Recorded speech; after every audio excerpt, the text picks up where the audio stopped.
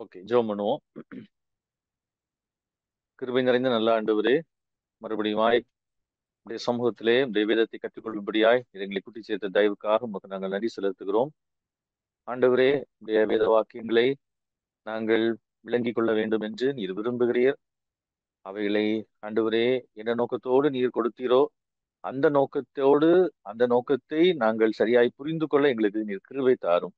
வரும் நாட்களிலே இவைகளினாலே ஆண்டவரே கிறிஸ்தவமும் இந்த உலகமும் உம்முடைய சித்தத்தை அல்லது உம்முடைய திட்டத்தை நிறைவேற்றத்தக்கதாக கர்த்தர் எங்களை அதிலே கருவிகளாய் பயன்படுத்தும்படியாய் நாங்கள் சொல்லிக்கிறோம். நாளில் பைபிள் ஸ்டடியில் உடைய கிருபை இருக்கட்டும். ஜாயின் பண்ண விரும்புகிறவர்கள ஏற்றுள்ள ஜாயின் பண்ண கிருபை தாரும். நேரடியாகவும் ஆன்லைனிலும் கலந்து கொள்கிற ஒவ்வொருவரையும் கர்த்தர் பலப்படுத்தும். உடைய பரிசுத்தாவினுடைய ஆளுகைக்குள்ளாக வைத்துக் கொள்ளும். நாங்கள் வேத வசனங்களை சரியாய் புரிந்து கொள்ள பரிசுத்தாவினர் எங்களுக்கு ஒத்தாசை தர வேண்டும் என்று நாங்கள் ஜெபிக்கிறோம். இயேசுவின் நாமத்தில் ஜெபிக்கிறோம் பிதாவே. ஆண்டவராய் இயேசு கிறிஸ்துவின் நாமத்தினாலே உங்கள் அனைவரையும் அன்போடு கூட வாழ்த்தி வரவேற்கிறேன். மறுபடியுமாய் இந்த வாரத்திலே ஆண்டவருடைய வசனங்களை நம்ம தொடர்ந்து பார்க்க இருக்கிறோம். ரோமர் 11ஆம் அதிகாரத்தின் கடைசி பகுதியிலே நம்ம போன வாரம் பார்த்தோம். அதனுடைய ஒரு பகுதியை நம்ம கிட்டத்தட்ட பார்த்து முடித்து விட்டோம். இன்னொரு பகுதியை நாம் இந்த நாளிலே பார்ப்போம். ஒருவேளை இந்த பகுதியை நான் அதிக நேரம் இதை எப்படி இதை படிக்கிறதுல செலவு பண்ணணும் அப்படின்னு சொல்லி நான் நினைக்கல. ஆனாலும் ஏன்னா ஒரே வாரத்துல நான் முடிக்கணும்னு நினைச்சது இந்த பகுதியை. ஆனாலும் இது கொஞ்சம் கூட நமக்கு ஒரு இதுல தெளிவான புரிந்து கொள்ளுதல் அவசியம் அப்படின்னு சொல்லி எனக்கு உணர்த்தப்பட்டதுனால, நான் ஃபீல் பண்ணதுனால இந்த வாரத்துல கூட நான் கொஞ்சம் கூட அதை தெளிவா ஒரு சில காரியங்களை நான் சொல்ல விரும்புகிறேன். என்ன அப்படின்னு சொன்னா, இந்த பவுல் கோட் பண்ற இந்த பழைய ஏற்பாட்டு ஸ்கிரிப்சரல் பேசேஜஸ் பத்தி நம்ம சிந்திச்சுட்டு இருந்தோம். போன வாரம் நம்ம சிந்திச்சோம். ஒரு பகுதியை நம்ம சிந்திச்சோம். இன்னொரு பகுதியை நம்ம சிந்திக்கிறதுக்கு நேரம் இல்லாததுனால நம்ம அப்படியே முடிச்சிட்டோம். இந்த வாரம் அதை நம்ம பார்க்க போகிறோம். ஆனா இதுல நம்ம புரிஞ்சு கொள்ள வேண்டிய ஒரு முக்கியமான விஷயத்த முதலாவது நான் உங்களுக்கு ஞாபகப்படுத்துகிறேன். பல முறை நான் இதை நம்ம சொல்லிட்டு திரும்ப திரும்ப நம்ம சொல்றதுதான். இருந்தாலும் இந்த இடத்துல நான் அதை உங்களுக்கு ஹைலைட் பண்ணி நான் காமிக்க விரும்புறேன். ஏன் அப்படின்னு சொன்னா, பல ஆண்டுகளாகவே நம்ம வேதத்தை படிக்கிற முறைமை ஒரு ஒரு பின்னணியத்துல, ஒரு பேக்ரவுண்ட்ல, ஒரு குறிப்பிட்ட லென்ஸ்ல நம்ம படிச்சுட்டு இருந்தோம். நான் உட்பட நம்ம எல்லாருமே. ஆனா ஆண்டவர் நமக்கு சரியான வேளையில நமக்கு ஞாபகப்படுத்தினார் அப்படின்னு சொல்லி நான் விசுவாசிக்கிறேன். நமக்கு அதை உணர்த்தினார் அப்படின்னு சொல்லி நான் விசுவாசிக்கிறேன். ஏர்லி செஞ்சுரி அல்லது முதல் நூற்றாண்டிலே, ஃபர்ஸ்ட் செஞ்சுரியில உள்ள யூதர்களும் அப்போஸ்லர்களும் அதை என்ன கண்ணோட்டத்திலே படித்தார்கள் என்பதை நம்ம புரிந்து கொள்ள வேண்டியது அவசியம். அதுதான் நமக்கு ஆண்டவருடைய சித்தத்தையும் ஆண்டவருடைய திட்டத்தையும் இந்த உலகத்துல நிறைவேற்றுகிறதற்கு உதவி செய்யும் அப்படின்றத ஆண்டவர் நமக்கு உணர்த்தினார். அதனால இப்போ யூஸ்வலாவே ஒருவேளை இந்த பகுதியை கூட நம்ம சிந்திக்கும் பொழுதும் நமக்கு பொதுவா என்ன தோணும் அப்படின்னு சொன்னா, பால் ஏதோ ஒரு 2 வசனத்தை எடுத்து, ஏன்னா நமக்கு பொதுவா இந்த இப்போ உள்ள ஸ்டடி பைபிள்ஸ், அதே மாதிரி இப்போ உள்ள most of the English versions, English டிரான்ஸ்லேஷன்ஸ்ல வெர்ஷன்ஸ்ல எல்லாத்துலயுமே அந்த பழைய ஏற்பாட்டு ரெஃபரன்ஸ் கொடுக்குறாங்க சைட்ல. ஈவன் தமிழ் பைபிள்ஸ்ல கூட சில பைபிள்ஸ் அப்படி வந்திருக்குது. அதனால பொதுவா நம்முடைய அது அது நல்லதுதான். ஆனா பொதுவா நம்முடைய மைண்ட்ல என்ன போகும் அப்படின்னு சொன்னா, பால் அந்த பர்டிகுலர் ஸ்கிரிப்சரை அல்லது அந்த பர்டிகுலர் வேர்ஸ், ஸ்கிரிப்சர்னு சொல்றதை விட பர்டிகுலர் வேர்ஸ், அந்த குறிப்பிட்ட வசனத்தை எடுத்து அதை மேற்கோள் காட்டி தன்னுடைய பாயிண்ட எஸ்டாப்ளிஷ் பண்றாரு அப்படின்னு சொல்லி நம்ம பொதுவா நம்மள நினைக்க வைக்குது. அப்கோர்ஸ் அது நினைக்க வைக்கிறது மட்டும் இல்ல, பைபிள புது வெர்ஷன்ஸ், புது டிரான்ஸ்லேஷன்ஸ், புது வெர்ஷன்ஸ் எல்லாம் வரும் பொழுது இந்த சைட்ல ரெஃபரன்ஸ் குறிப்பிடுற பழக்கம் வர்றதுக்கு ஒரு காரணமே என்ன அப்படின்னு சொன்னா, நம்ம பழைய ஏற்பாடுடைய கனெக்டிவிட்டி, பழைய ஏற்பாட்டுக்கும் புதிய ஏற்பாட்டுக்கும் தொடர்பு இருக்கணும் அப்படின்றத புரிஞ்சுக்கணும்ன்றது ஒரு பக்கம். இன்னொரு பக்கம் ரொம்ப வருஷங்களாகவே ஈவன் தியாலஜி சைட்ல, அதாவது பிப்ளிக்கல் ஸ்காலர்ஷிப் சைட்ல பார்த்தோம் அப்படின்னு சொன்னா, அவங்க எப்படி நினைச்சாங்க, எப்படி பார்த்தாங்க அப்படின்னு சொன்னா, பழைய ஏற்பாட்டினுடைய சில வசனங்களை அடிப்படையாக கொண்டு புதிய ஏற்பாட்டுல அவங்க வந்து அதை நிறைவேறுதலாகவோ அல்லது அதனுடைய அடிப்படையோ அல்லது அதனுடைய அதிகாரத்தின் உட்பட்டோ அல்லது அதனுடைய ஆதாரத்துக்கு உட்பட்டோ அவங்க வந்து புதிய ஏற்பாட்டுல சில டீச்சிங்ஸையும் சில டாக்டரின்ஸையும் எஸ்டாப்ளிஷ் பண்றாங்க அப்படின்ட்டு தான் நம்மள அது நினைக்க வச்சது, நினைச்சிட்டு இருந்தாங்க. ஈவன் பிப்ளிக்கல் ஸ்காலர்ஷிப்ல கூட இது வந்து பொதுவா நம்ம மைண்ட்ல இருக்கிற ஒரு விஷயம். ஏன்னா நமக்கு அந்த ரெஃபரன்ஸை பார்த்த உடனே அந்த வசனத்தினுடைய நிறைவேறுதல் இது அப்படின்னு சொல்லி நம்மள அது நினைக்க தோணுது, நினைக்க வைக்குது. அதனாலதான் நான் இன்னைக்கு அதுல சின்ன ஒரு தெளிவை, சின்ன ஒரு கிளாரிட்டி இதுல கொடுக்கணும். கொஞ்சம் நம்ம அதை பாக்குறத நம்ம கொஞ்சம் சிந்திக்கணும், மாற்றி யோசிக்கணும். இல்லாட்டா அதை பாக்குற அந்த கண்ணோட்டத்தை கொஞ்சம் மாத்திக்கணும் அப்படின்னு சொல்லி நான் விரும்புறேன். ஏன்னா அந்த பழைய அந்த கண்ணோட்டத்திலேயே நம்ம பார்த்தோம் அப்படின்னு சொன்னா, ஏற்கனவே நம்ம இந்த இப்ப நம்ம படிச்சுட்டு இருக்கிற இந்த பேசேஜை நம்ம பார்த்தோம் அப்படின்னு சொன்னா நமக்கு வந்து அது சரியா புரியாதது ஒரு பக்கம், அந்த புரிதலும் லாஜிக்கா இருக்காது இன்னொரு பக்கம். இந்த லாஜிக்கா இல்லாததுனாலதான் என்னது பிரபலம் ஆச்சு அப்படின்னு சொன்னா, நம்ம இன்னைக்கு அதிகமா நம்ம வந்து ஆஹ் குறை சொல்ற அப்படின்னு சொல்றதை விட நம்ம வேதத்தின்படி ஏற்றுக்கொள்ளப்படத்தக்கது அல்ல அப்படின்னு சொல்லக்கூடிய டிஸ்பென்சேஷனல் ப்ரீமில்லேனியலிசம், நான் சொல்றது உங்களுக்கு புரியும்னு நினைக்கிறேன். வேதத்தை யுகங்களின் அடிப்படையிலே பகுத்து பிரித்து படிக்கிற அந்த முறை, அந்த முறையை நம்ம வேதத்துக்கு அடிப்படையானது இல்லைன்னு சொல்லி நம்ம சொல்லி வருகிறோம். இந்த கண்ணோட்டத்தை கண்ணோட்டம் இல்லாம போனதுதான் இப்ப சொல்ல போகிற இந்த கண்ணோட்டம் இல்லாம போனதுதான் இந்த வசனங்களை. ஏன்னா வேற அவங்களுக்கு வழி தெரியல. அப்கோர்ஸ் ஒருவேளை அது டார்பேயா இருக்கட்டும், ஸ்கோஃபீல்டோட அந்த ரெஃபரன்ஸ் பைபிள்ல இருந்து தான் இந்த வசனங்களை அதிகமா ரெஃபர் பண்ணி கோட் பண்ற அந்த இதை ஆரம்பிக்குது. ஆஹ் ஒருவேளை ஒரு ஒரு வகையில அது நல்ல நல்ல விஷயங்களை நமக்கு கொடுத்தாலும் பைபிளை ஈஸியா படிக்கிறது நமக்கு ஹெல்ப் பண்ணுச்சு. அதுக்கு முன்னாடி அப்படி ஒரு பழக்கம் அதிகமா இருந்த மாதிரி தெரியல. ரெஃபரன்ஸை வந்து பழைய ஏற்பாடு ரெஃபரன்ஸை வேர்சஸோட கோட் பண்றது. ஸோ இந்த டிஸ்பென்சேஷனல் ப்ரீமில்லேனியலிசத்தோட அவசியம் வந்ததுக்கு காரணமே இதுதான் அப்படின்னு சொல்லி நான் நினைக்கிறேன். ஏன் அப்படின்னா இந்த பழைய ஏற்பாட்டினுடைய ஒரு சில வசனங்களை எடுத்து புதிய ஏற்பாட்டுல அப்போஸ்தலர்களும் நற்செய்தி நூல்கள் எழுதினவங்களும் இல்ல இயேசு கிறிஸ்துவும் கூட மேற்கோள் காட்டுறாங்க அப்படின்னு நினைச்சதுனால, அப்கோர்ஸ் அவங்க மேற்கோள் காட்டுறாங்க.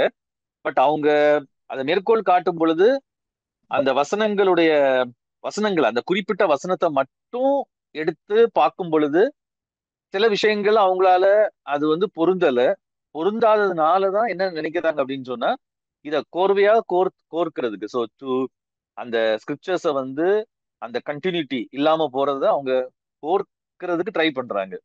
அதுலதான் என்ன வருது அப்படின்னு சொன்னா அந்த டிஸ்பென்சேஷனல் ப்ரீமில்லேனியலிசம் வருது. ஒருவேளை இப்ப அதை நான் விளக்குறதுக்கு இப்ப நேரம் இல்லை. ஆனா அப்படியானா இவங்க எப்படி பார்த்தாங்க பழைய ஏற்பாட்டு ஸ்கிரிப்சர்ஸ் அப்படின்றத நான் உங்களுக்கு கொஞ்சம் சொல்றேன். சொல்லும் பொழுது நம்ம வந்து இந்த பாலோட இந்த ரோமர் 11ஆம் அதிகாரம் 26, 27 வசனங்கள்ல இருக்கிற அவருடைய அந்த எஸ்கேட்டாலஜிக்கல் வியூ, இல்லாவிட்டால் அவருடைய இறுதிக்கால கோட்பாடை நம்ம சரியா புரிஞ்சுக்கிறதுக்கு நமக்கு அது உதவியா இருக்கும் அப்படின்னு சொல்லி நான் நினைக்கிறேன். இதையே ஒரு எடுத்துக்காட்டா எடுத்து நம்ம பார்க்க இருக்கிறோம். சோ நான் ஏற்கனவே சொன்னது மாதிரி இந்த 11ஆம் அதிகாரம் 26, 27 வசனங்களை, அதாவது all Israel will be saved அப்படின்ற அந்த கூற்ற அல்லது அப்படிப்பட்ட அவருடைய அந்த சென்டென்ஸை அவர் எஸ்டாப்ளிஷ் பண்றதுக்காக அவரு மேற்கோள் காட்டுகிற 2 வேர்சஸ் அப்படின்னு சொல்லி நமக்கு ரெஃபரன்ஸ்ல கொடுத்துருக்கோம். அதுல ஒண்ணு நம்ம போன வாரம் பார்த்தோம்.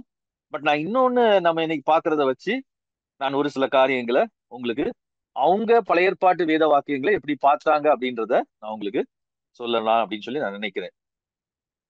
ஏசாயா 27ஆம் அதிகாரத்தையும் இதுல வந்து ரெஃபரன்ஸா நீங்க எல்லா பைபிள்ஸ்லயும் பாத்தீங்கன்னா ஓரளவுக்கு ரெஃபரன்ஸ் இருக்கக்கூடிய மேற்கோள் ஒத்த வாக்கிய பைபிள்ஸ், தமிழா இருக்கட்டும் அது இங்கிலீஷா இருக்கட்டும், எடுத்து பாத்தீங்க அப்படின்னு சொன்னா இந்த ரெஃபரன்ஸ் அவங்க கொடுத்திருப்பாங்க. ஒண்ணு ஏசாயா 59ஆம் அதிகாரம் கொடுத்திருக்கோம், இன்னொன்னு ஏசாயா 27ஆம் அதிகாரம் 9ஆம் வசனத்தை கொடுத்திருக்கோம். நல்லா கவனிச்சுக்கோங்க. பவுல்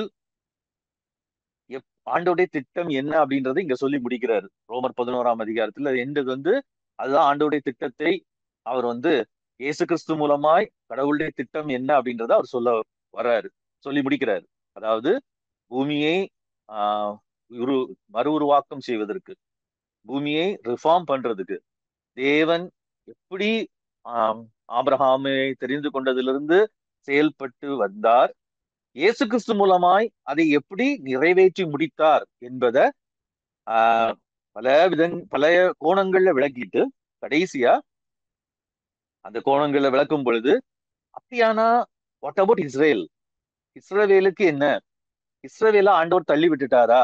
இஸ்ரவேலுக்கு இனி இதுல ஒரு வாய்ப்பே கிடையாதா அப்படின்னு சொல்லக்கூடிய ஒரு கேள்விக்கு அன்னைக்கு அந்த விசுவாசிகள் நடுவுல இருந்த, முக்கியமா யூதர் அல்லாத விசுவாசிகள்ல ஒரு கூட்டம், ஒரு சின்ன கூட்டம், ஆஹ் யூதர்களுக்கு இதுல இனிமே பங்கு இருக்க போறது இல்ல, ஏன்னா அவங்க மெஸ்ஸியாவை ரிஜெக்ட் பண்ணிட்டாங்க, இயேசு கிறிஸ்துவ அவங்க ஏற்றுக்கொள்ளல அப்படின்னு சொல்லக்கூடிய அந்த கூற்றுக்கு பதில் அளிக்கிறதுக்காக தான் பவுல் வந்து இந்த பகுதியை சொல்றாரு. இதை நம்ம ஏற்கனவே போன 2-3 வாரம் நடந்த பைபிள் ஸ்டடிஸ்ல நம்ம பார்த்துட்டோம். ஆனா இத நம்ம தவறா புரிந்து கொள்றதுக்கான காரணம் என்ன அப்படின்னு சொன்னா, இந்த all Israel will be saved அப்படின்ற வாக்கியத்தை நம்ம தனியா பாக்குறோம். முதலாவது 26th verse so all Israel shall B saved அப்படின்ற வசனத்தை தனியா பார்த்துட்டு நம்ம என்ன சொல்றோம்? ஆண்டோடைய பிளான் வந்து இஸ்ரேல் அல்லது எத்னிக் இஸ்ரேல, மாம்சத்தின்படியான இனத்தின்படியான பிசிக்கல் இஸ்ரேல எல்லாரையும் சேவ் பண்ணணும், எல்லாரையும் ரெஸ்டோர் பண்ணணும், அதான் ஆண்டோடைய திட்டம் அப்படின்னு சொல்லி நம்ம எடுத்துட்டு அந்த குறிப்பிட்ட பவுல் சொல்ற அந்த குறிப்பிட்ட நமக்கு ரெஃபரன்ஸ் பைபிள்ஸ் எல்லாம் கொடுத்திருக்கிற அந்த பர்டிகுலர் வேர்ஸை மட்டும், அந்த குறிப்பிட்ட வசனத்தை மட்டும் எடுத்து பார்த்துட்டு நம்ம பைபிளை மூடி வச்சுட்டு இதெல்லாம் பவுல் இங்க சொல்ல வராரு அப்படின்னு சொல்லி, சோ அதுக்கப்புறம் நம்ம என்ன விளக்கத்துக்கு போவோம் அப்படின்னு சொன்னா, இந்த all Israel shall B saved அப்படின்றது வந்து எல்லாரும் பரலோகத்துக்கு போவாங்களா, அல்லது நேஷன் ரெஸ்டோர் ஆகுறத பத்தி இங்க சொல்லி இருக்குதா அப்படின்ட்டு விளக்கம் கொடுக்க போறோம். அப்படி விளக்கம் கொடுக்க போகும் பொழுது சிலர் சொல்லுவாங்க இதுக்கு வாய்ப்பு இல்லை, அதனால நேஷனல் ரெஸ்டோரேஷனை பத்தி தான் அங்க சொல்லி இருக்கு அப்படின்னு சொல்லி சொல்லுவாங்க. ஸோ 1948 நடந்தது, அந்த நேஷனல் ரெஸ்டோரேஷனோட ஆரம்பம் தான், அதோடைய பிகினிங் தான் இது அப்படின்னு சொல்லி ஆஹ் ஆஹ் சொல்லுவாங்க. சொல்றதெல்லாம் பத்தி நம்ம பார்த்தோம். ஆனா இத வந்து அந்த all Israel will be saved அப்படின்ற அர்த்தம், அந்த அதனுடைய அர்த்தம் அவர் மேற்கோள் காட்டுகிற அந்த வசனங்களை மட்டும் இல்ல, அவர் அவங்க ஸ்கிரிப்சர்ஸ எப்படி பார்த்தாங்க அப்படின்றத நம்ம வச்சு பார்த்தோம் அப்படின்னா இதுக்கு அர்த்தம் என்னன்றது நமக்கு நல்லா புரியும். நான் திரும்பவும் சொல்றேன், இந்த அவர் கோட் பண்ற அந்த வசனங்களை, அந்த குறிப்பிட்ட வசனத்தை மட்டும் நம்ம எடுத்து பார்க்காம, பழைய பாட்டுல அவர் கோட் பண்ற அந்த வசனங்களை, அந்த குறிப்பிட்ட வசனத்தை மட்டும் எடுத்து பார்க்காம அவங்க எப்படி அந்த வசனத்தை கோட் பண்றாங்க, அது என்ன பேக்ரவுண்ட்ல கோட் பண்றாங்க அப்படின்றத எடுத்து பார்த்தோம் அப்படின்னு சொன்னா என்ன சொல்ல வர்றாரு, ஆக்சுவலா அவர் அந்த all Israel will be saved அப்படின்றதுக்கு என்ன சொல்ல வர்றாருன்றது எளிதா புரியும். அதுதான் நான் உங்களுக்கு சொல்ல விரும்புறேன். ஸோ இப்போ வந்து நம்ம ஏசாயா 27ஆம் அதிகாரத்துக்கு எடுத்துக்கொள்வோம். பைபிளை நம்ம திருப்பிக் கொள்வோம். ஏசாயா 27ஆம் அதிகாரம். கொஞ்சம் நம்ம இதை வந்து கொஞ்சம் டீப்பா அப்படின்றத சொல்றதை விட கொஞ்சம் கரிசனையோடு கவனத்தோடு சிரத்தை எடுத்து கொஞ்சம் நம்ம பார்க்க வேண்டியிருக்கும். பார்த்தா நமக்கு இது நல்லா புரியும். இப்ப நம்ம பொதுவா ரெஃபரன்ஸ் பைபிள்ஸ்ல கொடுத்திருக்கிற வசனம் என்ன அப்படின்னு சொன்னா 27ஆம் அதிகாரம் 9ஆம் வசனம். அதுல தமிழ் பைபிள்ல எப்படி வருது அப்படின்னா, ஏசாயா 27ஆம் அதிகாரம் 9ஆம் வசனம். ஆம்,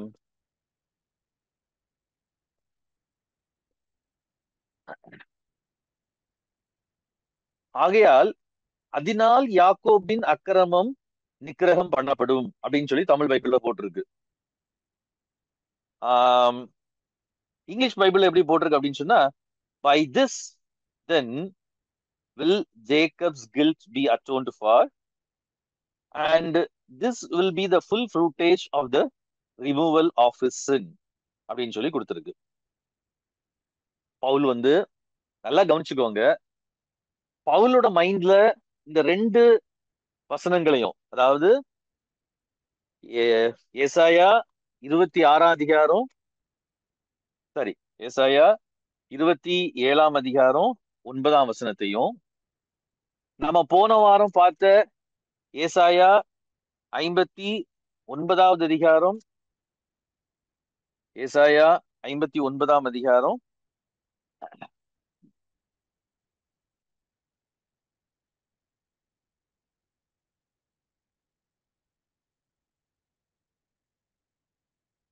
20ஆம் வசனம், 20, 21 ரெண்டையும் சேர்த்து கூட எடுத்துக்கலாம்.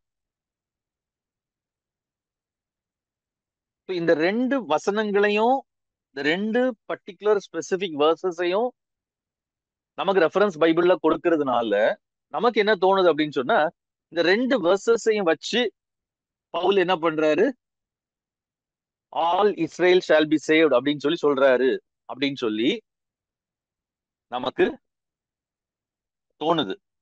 அப்கோர்ஸ் நம்ம அப்படி அண்டர்ஸ்டாண்ட் பண்ணிக்கிறோம், நம்ம புரிஞ்சுக்கிறோம். ஆனா பவுலுக்கு இந்த நமக்கு நல்லாவே தெரியும், இந்த வேர்ஸ் டிவிஷன் எல்லாம் பவுல் யூஸ் பண்ண செப்டுவாஜின்லயோ அவங்க அந்த காலங்களில் பழைய படைச்சிட்டு இருந்தா அல்லது பயன்படுத்தி கொண்டிருந்த தோல் சுருள்கள்லயோ அப்படி ஒண்ணு கிடையாது. அப்படின்னா பவுல் இதை எப்படி பார்க்கிறார் அப்படின்னு சொன்னா, he sees the book of Isaiah as a whole. இதான் அவர் ஒரு சில வசனங்களை அவர் எடுத்து காண்பித்தார். நம்ம சொல்றது வசனங்கள்னு, பட் அவங்கள பொறுத்த வரைக்கும் அது வசனமே, இட்ஸ் நாட் வேர்ஸ்ன்ற அந்த டிவிஷனே கிடையாது. நம்ம நல்லா மைண்ட்ல பதிச்சு வச்சுக்கணும். வேர்ஸ் டிவிஷன் அப்படின்றது ரொம்ப லேட்டா கொண்டு வரப்பட்ட ஒன்று. அவங்க மைண்ட்ல அந்த வேர்ஸ் டிவிஷன் அல்லது இந்த குறிப்பிட்ட வேர்ஸ் அப்படின்ற அந்த வசனம், அந்த லைன் அப்படின்றதே கிடையாது அவங்களுக்கு. அவங்களுடைய ஸ்கிரிப்சர்ஸ பார்க்கிற அந்த விதத்துல பவுல் எப்படி பாக்குறாரு அப்படின்னு சொன்னா, ஏசாயா முழுமையும் பாக்குறாரு. இத ஏன் இது இப்படி சொல்றேன் அப்படின்னு சொன்னா, அந்த யூதர்களை பொறுத்த வரைக்கும் அல்லது முக்கியமா செகண்ட் டெம்பிள் ஜூஸை பொறுத்த வரைக்கும் இந்த புக் ஆஃப் ஐசாயா ரொம்ப முக்கியமான ஒரு புக்.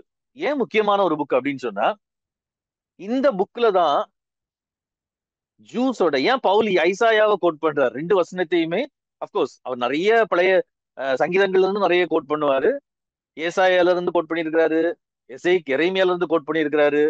பட் ஏன் இந்த பகுதியில all Israel shall B saved அப்படின்றதுல ஏசாயாவோட ரெண்டு வசனங்களை கோட் பண்றாரு அப்படின்னா, யூதர்களை பொறுத்த வரைக்கும், அதுலயும் செகண்ட் டெம்பிள் ஜூஸை பொறுத்த வரைக்கும், பவுல் காலத்துல வாழ்ந்த யூதர்களை பொறுத்த வரைக்கும் இந்த ஐசாயா ரொம்ப முக்கியம்.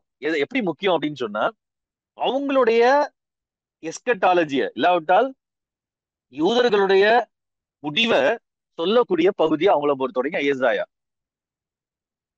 இதுதான் அவங்களுடைய என்ன சொல்றது பார்வை எதை பத்தி, ஏசாயாவை பத்தி. ஏசாயாவை அவங்க திரும்ப திரும்ப வாசிப்பாங்க. நான் போன வாரம் கூட அதனாலதான் உங்களுக்கு எடுத்து காமிச்சு, நாசரேத்துல போன உடனே அவர் கையில தோல் சுருள் எடுத்து கொடுக்குறாங்க. அந்த தோல் சுருள் எதுவா இருந்துச்சு அப்படின்னு சொன்னா, ஏசாயா உடைய அந்த பகுதி தான் வருது. ஏசாயாவோட அந்த பகுதியை அவர் உடனே எடுத்து அதை எடுத்து அவங்களுக்கு முன்னாடி வாசிக்கிறாரு. கர்த்தருடைய ஆவியானவர் என்மேல் இருக்கிறார், அப்படி தருத்திர சுவிசேஷம் அறிவிக்கப்படி என்ன அபிஷேகம் பண்ணியிருக்கார் இப்படின்ற அந்த பேசேஜ் எடுத்து இயேசு கிறிஸ்து வாசிக்கிறார் நாசரேத்தூர்ல. காரணம் என்ன அப்படின்னா, அந்த செகண்ட் டெம்பிள் ஜூயிஷ் பீரியட்ல எல்லா சினகாக்ஸ்லயும், அப்கோர்ஸ் தோல் சுருள்னா அவங்களுக்கு சொல்றது புரியும்னு நினைக்கிறேன். அப்பவே அவங்களுக்கு 39 புக்ஸும் இருந்துச்சு. 39 புக்ஸும் இருந்துச்சு.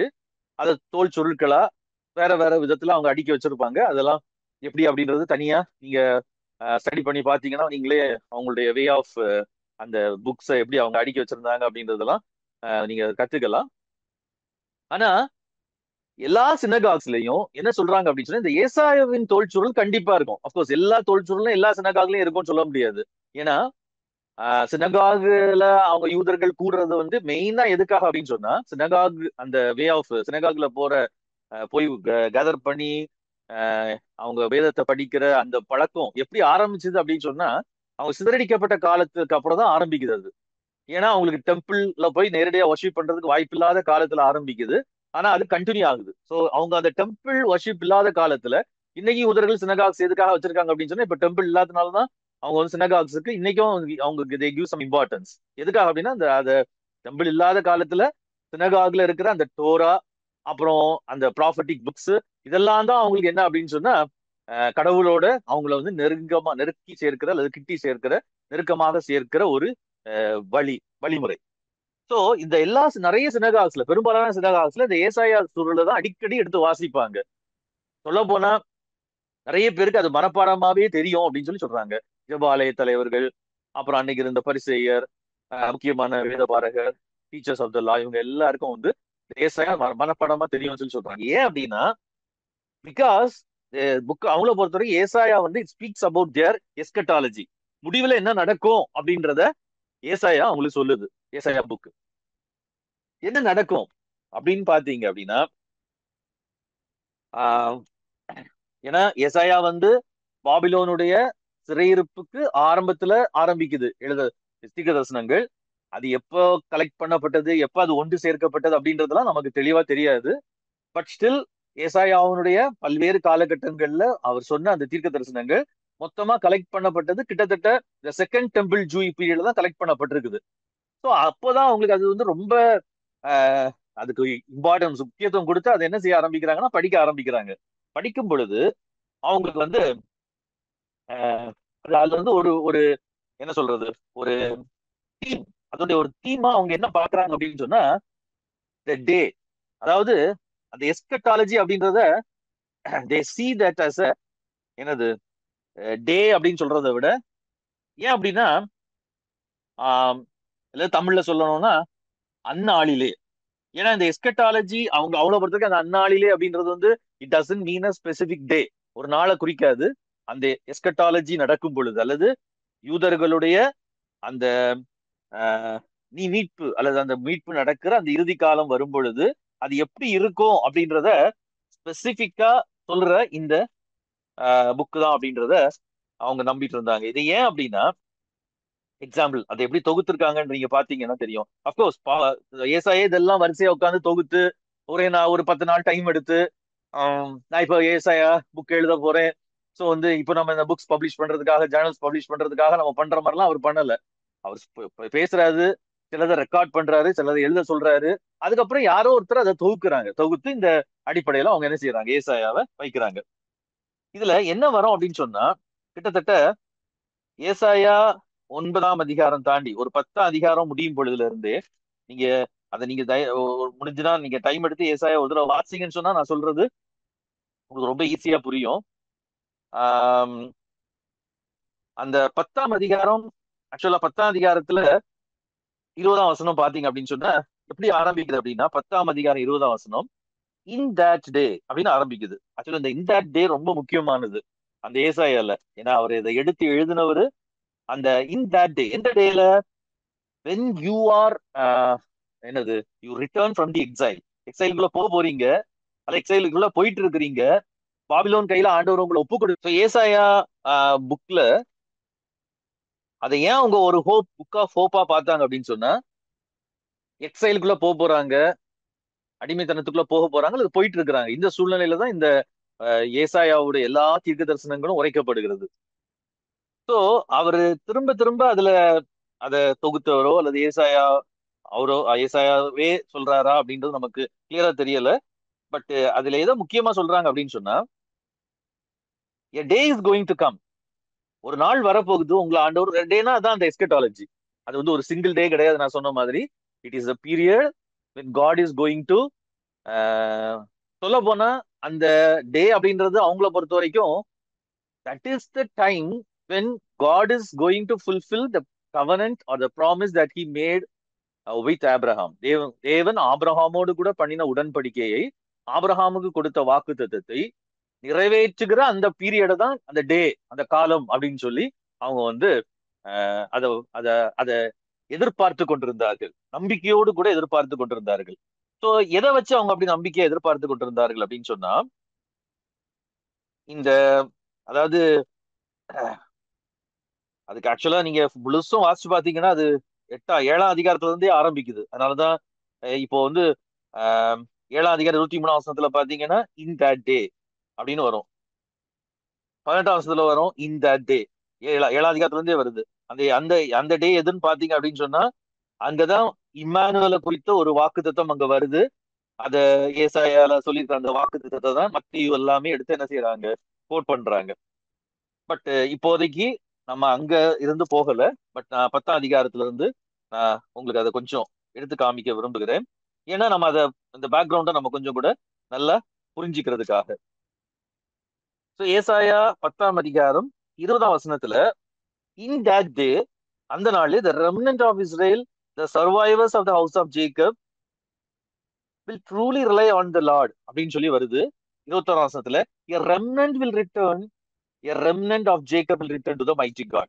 ஸோ இததான் பவுல் அந்த ஏசாயா, சாரி, ரோமர் 9 ஃபுல்லா சொல்றாரு. மீதியானவர்கள், ஆண்டவர் மீதியான ஒரு கூட்டத்தை வச்சிருக்கிறாரு. அந்த மீதியான கூட்டம் தான் இப்ப இஸ்ரவேல்ல இயேசு கிறிஸ்து விசுவாசிக்கிறாங்க அப்படின்னு சொல்லி சோ பால், நல்லா கவனிச்சுக்கோங்க, பவுலு மைண்ட் ஃபுல்லா அந்த ரோமன்ஸ் எழுதும் பொழுது ஏசாயா, எரேமியா இது எல்லாமே என்ன செய்யுது அப்படின்னு சொன்னா அவருடைய மைண்ட்ல நிரம்பி இருக்குது. சோ அதே லாங்குவேஜ், அதே வசனங்களை, அவருக்கு வசனத்தை ஒன்று ரெண்டு அங்கேயே நம்ம சொல்ல பாஷையில சொன்னா வசனத்தை ஒன்று ரெண்டு அங்கங்கே கோட் பண்றாரு. பட் அந்த வசனங்களை கோட் பண்றதுக்கு அடிப்படையா இருக்கிறது என்ன அப்படின்னு சொன்னா அந்த ஏசாயா முழுவதும் அவருடைய மைண்ட்ல நிரம்பி இருக்குது. தீர்க்கதரிசி என்ன சொல்றான்? ஒரு மீதியானவர்கள் வருவாங்க, 21 சொல்றாரு. பவுல் என்ன எடுத்து காண்பிக்கிறாரு நம்ம ஏற்கனவே பார்த்துட்டோம், ரோமர் 8, 9 அந்த மீதியானவர்கள் தான் இப்ப மெஸ்ஸியா விசுவாசிக்கிறாங்க அப்படின்னு சொல்லி எடுத்து காண்பிக்கிறார். தொடர்ந்து அப்படியே வருவோம். அப்படி நடக்கும் போதுதான் அது அது எந்த காலம் அப்படின்றத சொல்றாரு. 11 ஈசாயின் அடிமனத்திலிருந்து ஒரு வேர் துளிர்த்து அப்படின்னு சொல்லி வரும். நமக்கு இது நல்லா தெரிஞ்ச பகுதி தான் ஏசாயா 11 அது எதை பத்தி சொல்லுது அப்படின்னு சொன்னா முக்கியமா மெஸ்ஸியாவை குறித்த. So they were expecting for that Messiah. யார் அந்த ஈசாயின் அடிமரத்திலிருந்து வரக்கூடியவர்? அதுவும் அவர் எங்க இருந்து வருவார் அப்படின்னு சொன்னா அந்த அடிமரத்திலிருந்து தான் வருவாரு. ஏன்னா தேவனுடைய நியாய தீர்ப்புல மீதியானவங்க மட்டும் தான் மிஞ்சி இருப்பாங்க அப்படின்றதுதான் அவங்களுடைய நம்பிக்கை. சோ அவர் என்ன செய்வாரு அப்படின்றத அந்த 11 கொடுத்திருக்குது. இப்போ இந்த 11 நம்ம வந்ததுனால பவுல் ரோமர்ல சொல்ற இன்னொரு வசனத்தை கூட நான் உங்களுக்கு எடுத்து காண்பிக்க விரும்புகிறேன். என்ன வசனம் அப்படின்னு சொன்னா இந்த 11 10 திரும்ப என்ன வருது அப்படின்னா, இன் தட் டே, எந்த டேல? அந்த ஈசா என்னும் அடிமனத்திலிருந்து வேர் துளிர்த்து அவர் பாருங்களேன், நான் போன வாரம் தான் அந்த வசனங்கள் எல்லாம் நான் உங்களுக்கு கொஞ்சம் லைட்டா சொன்னேன். 6 ஓநாய் ஆட்டுக்குட்டியோடு மேயும் இல்லையா, புலியும் வெள்ளாட்டுக்கடாவும் ஒருமித்து படுத்துக்கொள்ளும், ஓனாய் ஆட்டுக்குட்டியோட தங்கும், புலி வெள்ளாட்டுக்குட்டியோட படுத்துக்கொள்ளும், கண்டுக்குட்டியும் பாலசிங்க. இதையே லிட்டரலா எடுக்கக்கூடாதுன்றது நான் உங்களுக்கு போன வாரம் லிட்டரலா எடுக்கக்கூடாதுன்றத சொன்னேன். ஏன் எடுக்கக்கூடாது அப்படின்னு சொன்னா இதையெல்லாம் பவுல் எப்படி பாக்குறாரு அப்படின்னு சொன்னா தனக்கு கண்களுக்கு முன்பதாக நிறைவேறதா பாக்குறாரு. இந்த மில்லேனியத்துல நிறைவேறும் அப்படின்னு பாக்கல. ஏன் அப்படின்னா அந்த 11 10 பாத்தீங்க அப்படின்னு சொன்னா ஏசாயா 11:10 இந்த டே, அந்த நாள்ல என்ன நடக்கும்? அக்காலத்திலே ஜனங்களுக்கு கொடியாக நிற்கும் ஈசாயின் வேருக்காக ஜாதிகள் விசாரித்து கேட்பார்கள். இதே பகுதி நான் தான் சொன்னேன், ஏசாயாவலால பவுல் தன்னை நிரப்பி கொண்டிருந்தார் ரோமரை எழுதும் பொழுது அப்படின்னு சொல்லி நான் சொன்னது காரணம் தான். திரும்ப இதே பகுதிய ஏசாயா 15 எடுத்து பாத்தீங்கன்னா, சாரி, ரோமர் 15 எடுத்து பாத்தீங்கன்னா, ரோமர் 15 12 அதுக்கு நம்ம பிறகு வருவோம். ஆனாலும் இப்பொழுது நம்ம ஏசாயா 11 பாக்குறதுனால நான் அதை எடுத்து காமிக்கிறேன். பாருங்க, ரோமர் 15 12 எடுத்து பாத்தீங்க அப்படின்னா இதே பகுதியை அங்க கோட் பண்றாரு. எதுக்கு கோட் பண்றாரு? ரோமர் 15 11 சாரி 12 15 12. மேலும் ஈசாயின் வேரும் புறஜாதியாரை ஆளும்படிக்கு எழும்புகிறவருமாகிய ஒருவர் தோன்றுவார், அவரிடத்தில் புறஜாதியார் நம்பிக்கை வைப்பார்கள் என்று ஏசாயா சொல்லுகிறான். நல்லா பாருங்க, ஏசாயா சொல்றான். சோ அது எப்ப நடந்துச்சு? இப்ப நடந்துருச்சு உங்க கண் முன்னாடி. அதுதான் இன்னைக்கு நீங்க உட்கார்ந்து இருக்கிற திருச்சபை. பவுல் ரோமருக்கு தான் சொல்றாரு, ஏசாயாவால சொல்லப்பட்டது நிறைவேறதுதான் நீங்க இன்னைக்கு யாரா இருக்கிறீங்க? புற இனத்தார் இந்த ரூட் ஆஃப் ஜெசி மேல நம்பிக்கை வச்சு இன்னைக்கு வந்திருக்கிறாங்க அப்படின்னு சொல்லி அவர் சொல்றாரு. சோ ஏசாயா 11 என்ன சொல்லுது? இன் தட் டே, ஏசாயா 11:10 இன் தட் டே, அக்காலத்திலே, அந்நாளிலே என்ன நடக்கும்னு சொல்லி இருக்குது. பவுல் எப்படி பாக்குறாரு? அந்த நாள் இனி வரப்போகுது, 1000 years மில்லேனியம் இனி வரப்போகுது.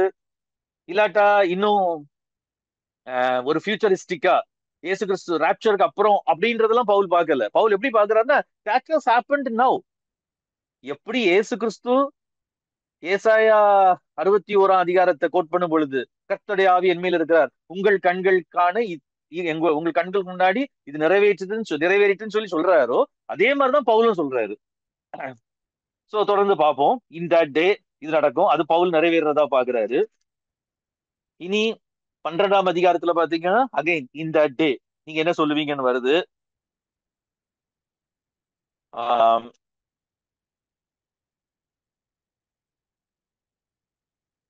சோ இப்படியே நம்ம தொடர்ந்து வந்துட்டே இருந்தோம் அப்படின்னு சொன்னா 16, 17 அதுல இடையிடையே புற இனத்தார குறித்த ஒரு சில ஆஹ் ஒரு சில காரியங்கள் வருது.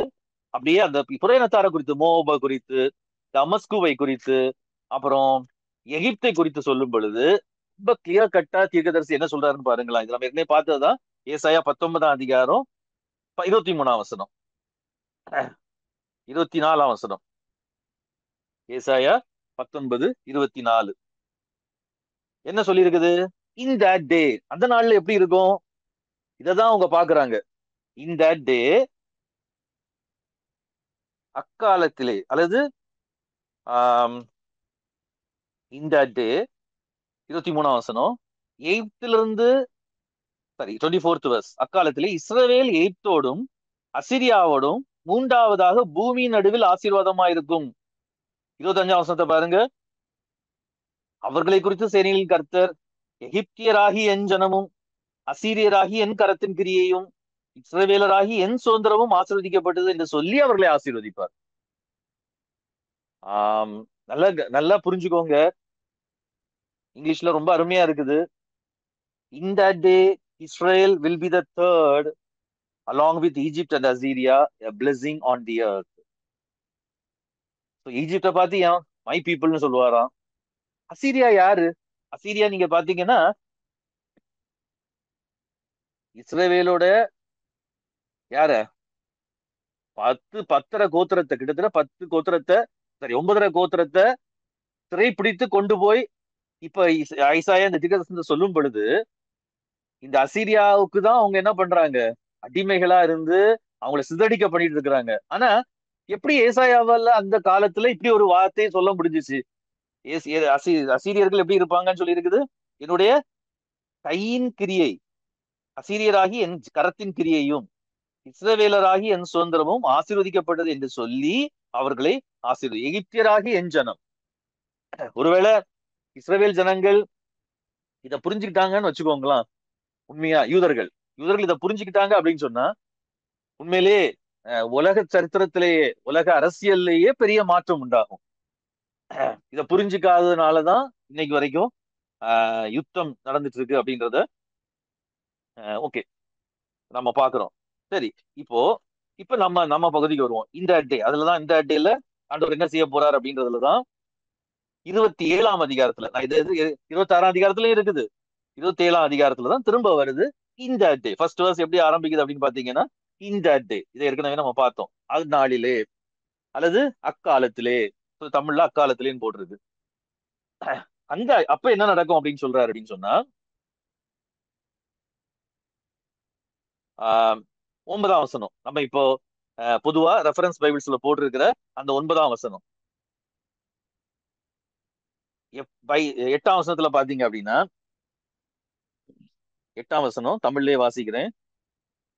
அது தமிழ்ல ரொம்ப தெளிவா இல்ல, பட் இருந்தாலும், தேவரீர் ஜனத்தை துரத்தி விடுகையில் மட்டாய் அதனுடைய வழக்காடுகிறீர். இங்கிலீஷ்ல எப்படி இருக்கு அப்படின்னு சொன்னா, by warfare and exile you content with her. யாரு கூட கண்டென்ட், அதாவது துரத்தி விடு மட்டாய் துரத்தி விடுகையில் மட்டாய் அதனுடைய வழக்காடுகிறீர் அப்படின்னு இல்ல. இங்க அது எப்படி இருக்குது அப்படின்னு சொன்னா, இங்கிலீஷ்ல தெளிவா இருக்குது. யுத்தத்தினாலையும் சிறையிருப்பினாலும் நீர் அவளோடு கூட என்ன செய்கிறீர்? போராடுகிறீர். யாரோடு கூட? யாக்கோபோடு கூட, இஸ்ரவேலோடு கூட. ஆஹ் அப்படி பண்றதுனால சிறையிருப்பினாலையும் எக்ஸைல்னாலையும், யுத்தத்தினாலையும் எக்ஸைல்னாலையும், இல்லையா, சிறையிருப்பினாலையும் யுத்தத்தினாலையும் அவங்கள அவங்களோட போராடுறதுனால 9ஆம் வசனத்துல சொல்லி இருக்குது, அவங்களுடைய பாவம் அல்லது அவங்களுடைய அக்கிரமம் என்ன செய்யப்படும்? நிவர்த்தி செய்யப்படும். பவுல் இதான் எப்படி பாக்குறாரு அப்படின்னு சொன்னா, இந்த டே இதுவும் எப்ப நடக்குது? Already has happened. ஏற்கனவே நடந்து விட்டதா அவர் பாக்குறாரு. ஏற்கனவே நடந்து விட்டதா அவர் பாக்குறாரு. பாருங்க, அதனுடைய முடிவு என்னன்னு பாத்தீங்கன்னா, 27ஆம் அதிகாரத்துல கடைசி பகுதி 13ஆம் வசனம், 12ல இருந்தே இருக்கு. அந்த அதனுடைய முடிவுல என்ன நடக்கும்? 27ஆம் அதிகாரம், அக்காலத்திலே நீ இஸ்ரவேல் புத்திரரே, நீங்கள் ஒவ்வொருவராய் சேர்க்கப்படுவீர்கள். 27ஆம் அதிகாரம் அங்க பார்த்தோம், யாக்கோபின் அக்கிரமம் நிக்கிரமம் பண்ணப்படும். எப்படி? By exile and warfare. யுத்தத்தினாலையும் சிறையிருப்பினாலையும் யாக்கோபுடைய அக்கிரமம் வந்து நிவர்த்தி செய்யப்படும். சோ அததான் பவுல் என்ன சொல்றாரு அப்படின்னு சொன்னா, கடவுள் எதற்காக யாக்கோபோடு கூட இப்படி போராடினாரு, எதுக்காக அவங்களுடைய இருதயத்தை கடினப்படுத்தி அவங்கள சிறையிருப்புக்கும் அவங்கள யுத்தத்துக்கும் அவங்கள வந்து ஒப்பு கொடுத்தாரு அப்படின்னு சொன்னா, சோ தட் எதுக்காக அப்படின்னு சொன்னா, அவங்களுடைய அக்கிரமம் நிக்கிரகம் பண்ணப்படும். அப்படின்னா சிறையிருப்பினால அவங்க அக்கிரமம் நிக்கிரகம் பண்ணப்பட்டதுன்னு அர்த்தம் கிடையாது. நம்ம ஏற்கனவே பார்த்திருக்கிறோம். இதே லாங்குவேஜ்ல தான் அப்போஸ்தலர்களும் பவுலும் இயேசு கிறிஸ்துவனுடைய மரணத்தை பாக்குறாங்க. இயேசு கிறிஸ்துவனுடைய மரணத்தை அவங்க எப்படி பாக்குறாங்க அப்படின்னு சொன்னா, இட் இஸ் த என்னது, அந்த எக்ஸைலோட மொத்த கிளைமேக்ஸ் வந்து என்ன அப்படின்னு சொன்னா இயேசு கிறிஸ்துவனுடைய மரணம். இஸ்ரேலோட ரெப்ரசன்டேட்டிவா அவர் என்ன பண்றாரு அப்படின்னு சொன்னா, he went into exile. இந்த அளவுக்கு சிறையிருப்புக்கு போனாரு, எந்த அளவுக்கு அவரு யுத்தத்துக்கு போனார் அப்படின்னு சொன்னா, தன்னையே அதுலதான் மாறுது. அதுலதான் கிறிஸ்டியன் வியூ அப்படியே மாறுது. இவங்க எதிர்பார்த்துட்டு இருந்த மெஸ்ஸியா வந்து தங்களுக்காக யுத்தம் பண்ணுகிற ஒருத்தரை, ஆனா ஆண்டவர் அனுப்பின மெஸ்ஸியா யார் அப்படின்னு சொன்னா, அந்த யுத்தத்துல தன்னையே தன்னுடைய அன்பினாலே தன்னை கொடுத்து விட்ட ஒருத்தரை அவங்க அங்க அங்க பாக்குறாங்க. சரி, இப்போ அப்ப அதனுடைய முடிவுல என்ன நடக்கும்? 27ஆம் அதிகாரம் கடைசி வசனம், அக்காலத்திலே பெரிய எக்காலம் ஊதப்படும். நல்லா கவனிச்சு பாருங்களா. இதெல்லாம் நமக்கு வாசிக்கும் பொழுது நான் என்ன சொல்றேன்னா, இப்போ ஒருவேளை உங்களுக்கு ரொம்ப ஃபெமிலியரா இந்த பகுதிகள் ஏசாயாலாம் நீங்க ஒரு முறை ரெண்டு முறை வாசிக்கல அப்படின்னு சொன்னா, இந்த பகுதிகள் வந்து உங்களுக்கு ரொம்ப புதுசா இருக்கும். ஏதோ ஒண்ணு மாதிரி தோணும். பட் நீங்க திரும்ப திரும்ப வாசிச்சு பாத்தீங்கன்னா, புதிய ஏற்பாட்டை வாசிக்கும் போது நமக்கு நிறைய நம்முடைய மைண்ட்ல அப்படியே வரும். பெரிய எக்காலம் ஊதப்படும். அப்பொழுது என்ன நடக்கும்? அசிரியா தேசத்திலே சிதறடிக்கப்பட்டவர்களும் எகிப்து தேசத்திலே துரத்தி விடப்பட்டவர்களும் போட்டிருக்கு.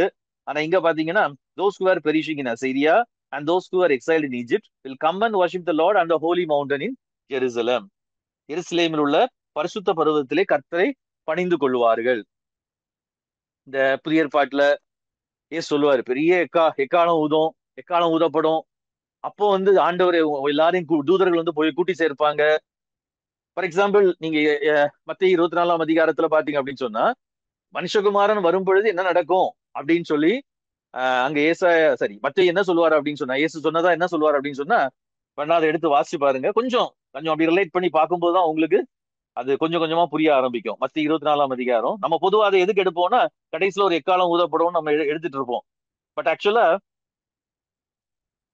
31ஆம் வசனம், மத்தேயு 24:31, வலுவாய் தொனிக்கும் எக்கால சத்தத்தோட அவர் தமது தூதர்களை அனுப்புவார்.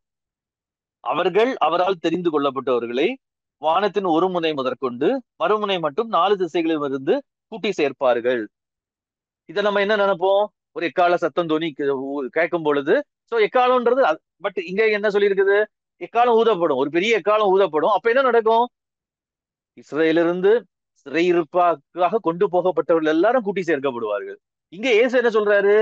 மனுஷகுமாரனுடைய அடையாளம் வானத்துல காணப்படும் பொழுது, அதாவது எருசலேம் ஆலயம் இடிக்கப்படும் பொழுது, அந்த காலகட்டத்துல மனுஷகுமாரன் சொன்ன அந்த தீர்க்க தரிசனம் நிறைவேறும் பொழுது, மனுஷகுமாரன் பிதாவிடத்திலிருந்து மகிமையும் வல்லமையும் பெற்றுக்கொண்டு அவர் வந்து ராஜாவாய் அவர் அரியணை ஏறும் பொழுது என்ன நடக்குமா?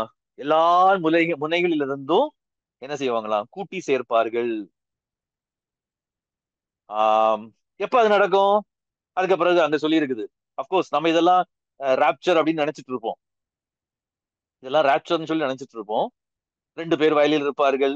25ஆம் அதிகாரம், 24ஆம் அதிகாரம், 2 ஸ்திரீகள் எந்திரம் மறைப்பார்கள். இப்படி அதை நம்ம ரகசிய வருகையில நடக்கிறதுன்னு நமக்கு சொல்லி கொடுத்துருக்காங்க.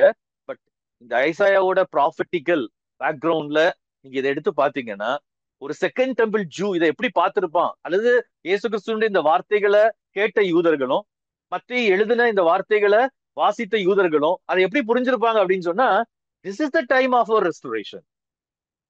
இயேசுவ இயேசு எப்பொழுது அவர் சொன்ன வார்த்தை அப்படியே நிறைவேறி அவர் பிதாவிடத்திலிருந்து மகிமை பெறாரோ, அந்த டைம் தான் என்னது நம்முடைய ரெஸ்டோரேஷன் அப்படின்னு சொல்லிதான் அவங்க பாக்குறாங்க. சரி, இப்ப நான் இதுக்குள்ள ரொம்ப டீப்பா போகல. பட் நான் இன்னைக்கு சொல்ல விரும்பினதை நான் அடுத்த 10-15 நிமிஷத்துல சொல்லி முடிச்சிடுறேன். ஏன்னா நான் ஒரு சின்ன அவுட்லைன், ஒரு சின்ன பேக்ரவுண்ட் எப்படி அவங்க ஸ்கிரிப்சர்ஸ பார்த்தாங்க அப்படின்றத நான் உங்களுக்கு சொல்லி இருக்கிறேன்.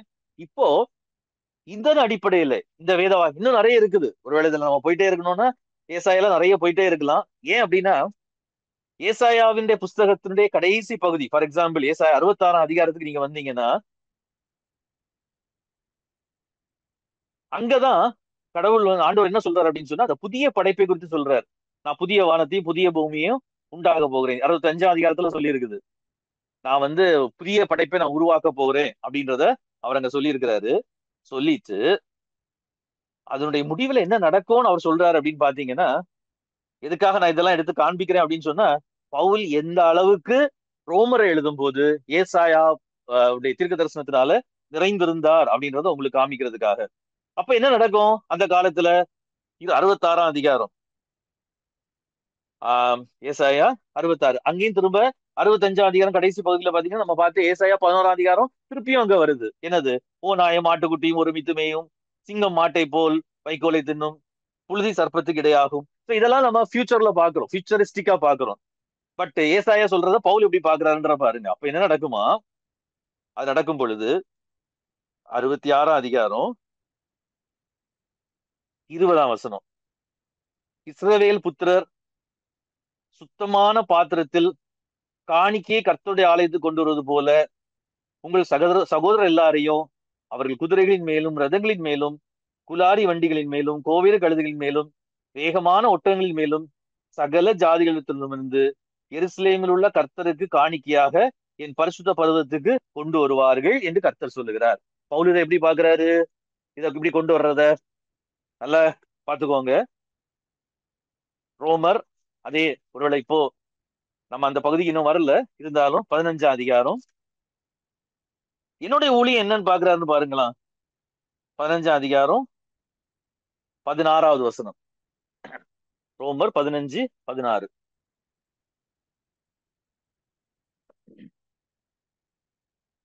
இதுதான் என்னுடைய மினிஸ்ட்ரின்னு சொல்றாரு. என்ன மினிஸ்ட்ரி? ஏசாயா 66ஆம் அதிகாரத்துல சொல்லப்பட்ட மினிஸ்ட்ரி தான் அது. என்னது? நான் காணிக்கையா கொண்டு வர்றேன். யார கொண்டு வர்றேன் நான் காணிக்கையாக? 15:15 இருக்கு இல்லையா?